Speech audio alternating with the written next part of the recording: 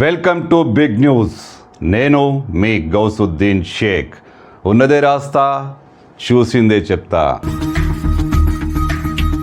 Maoist పార్టీలో, అదే ఎర్ర సైన్యంలో ఒక పెద్ద కుట్ర, మహాకుట్ర చోటు చేసుకుందా.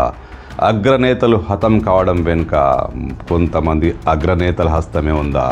ఇప్పుడు మావోయిస్టు పార్టీలో అగ్రనేతల హతం వెనుక పెద్ద చర్చ జరుగుతుంది, పెద్ద ప్రచారం కూడా జరుగుతుంది. మరీ ముఖ్యంగా నంబాళ్ళ కేశవరావు, పార్టీ చీఫ్, ఇండియాలోని మావోయిస్టు పార్టీకి అధిపతి. ఆయన ఎన్కౌంటర్ వెనుక కూడా పెద్ద కుట్ర ఉందని, మహాకుట్ర ఉందని ఇప్పుడు ప్రచారం జరుగుతుంది. లొంగిపోయిన నేతలే అతని ఎన్కౌంటర్కు కారణమయ్యారంటూ ఇప్పుడు మీడియా వర్గాల్లోనూ, మావోయిస్టు సానుభూతి పరులోనూ చర్చ జరుగుతోంది. అవును, నంబాళ్ళ కేశవరావు పార్టీ చీఫ్. ఆయన బాగా ఫేమస్ వ్యక్తి, పార్టీలో కీలకమైన వ్యక్తి, పార్టీ పోరాట పటిమకు ఆయన కీలకమైన వ్యక్తి. అలాంటి వ్యక్తి, దుర్భేద్యమైన రక్షణలో ఉన్న వ్యక్తి ఈజీగా మావోయిస్టు మాజీలు నడుపుతున్న ఒక చిన్న సైన్యం అతన్ని హతమార్చగలిగింది. ఇది ఎలా సాధ్యమైందని అప్పట్లో పెద్ద ఎత్తున చర్చలు జరిగాయి. అయితే దీని వెనుక మావోయిస్టు పెద్దలే ఉన్నారట. లొంగిపోవాలనో ఇతరత్ర కారణాల వల్ల పార్టీలో విభేదాలు రావడం, దాని నేపథ్యంలో మావోయిస్టులో కొంతమంది నంబాల కేశవరావు ఆయన ఆచూకీ తెలిపి బయట పెట్టారట. ఈ నేపథ్యంలోనే నంబాళ్ళ కేశవరావు ఎన్కౌంటర్ జరిగిందట.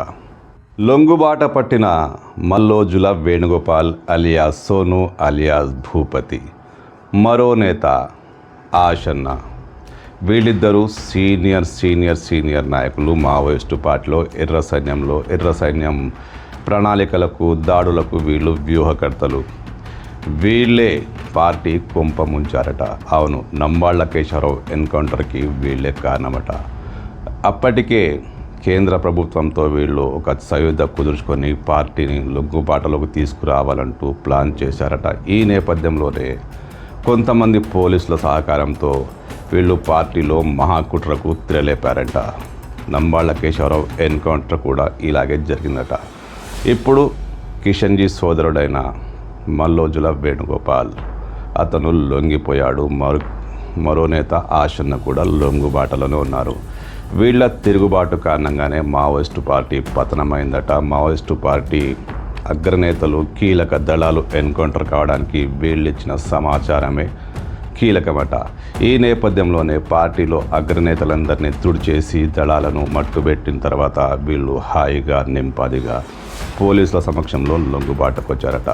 మావోయిస్టులకు సంబంధించి ఇది జరుగుతున్న ప్రచారం ఎంతవరకు కరెక్టో తెలీదు, కానీ ఈ ఇద్దరు ఖచ్చితంగా కుట్ర చేశారట. నంబాళ్ళ కేశవరావు ఎన్కౌంటర్కు వీళ్ళే కారణమట. భవిష్యత్తులో వీళ్లకు రాజకీయ ప్రయోజనాలు కల్పిస్తామంటూ కేంద్రం హామీ ఇచ్చిందట. ఈ నేపథ్యంలోనే సుఖమైన జీవితం గడపాలి, ఇక మావోయిజంకు తావులేదంటూ వీళ్ళు ప్రకటననిచ్చి లొంగిపోయారు. అయితే క్రమశిక్షణకు, దూకుడు దాడులకు పేరు పొందిన మావోయిస్టు పార్టీలో మావోయిస్టు అగ్రనేతను, మావోయిస్టు కీలక నేతలే ఎన్కౌంటర్ అయ్యేలా చేయడం మావోయిస్టు పార్టీకి ఇది ఒక తీవ్రమైన విషాదకరమైన ఘటన అని చెప్పవచ్చు.